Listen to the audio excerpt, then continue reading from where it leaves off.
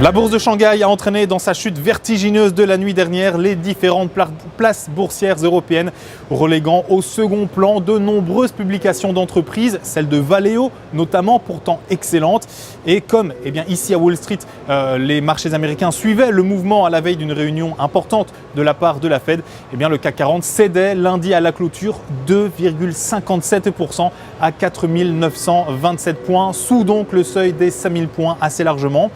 Maintenant, on s'intéresse aux deux valeurs qui faisaient l'actualité. Lundi, Atos, pour commencer, le prestataire de services informatiques, enfin opérationnel en Amérique du Nord.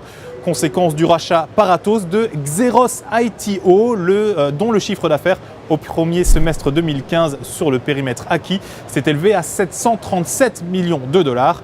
Atos, lundi à Paris, voyait son titre glisser de 1,35% à 70,35 €. Mais les analystes de l'Obsa ont néanmoins une opinion positive sur celui-ci.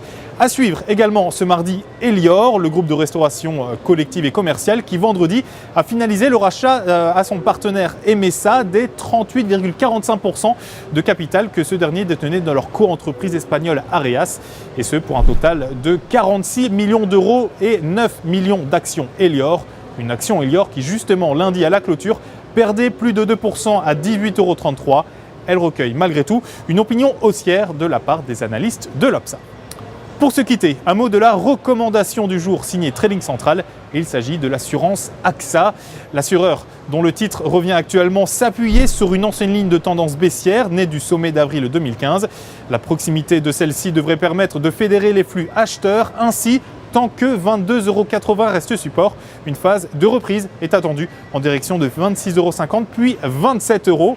Et la stratégie conseillée pour jouer cette valeur, la voici avec l'achat du warrant call 0749T d'Unicredit, prix d'exercice fixé à 24 €, date de maturité établie au 4 mars 2016. Voilà pour Trading Central en direct ici depuis le New York Stock Exchange.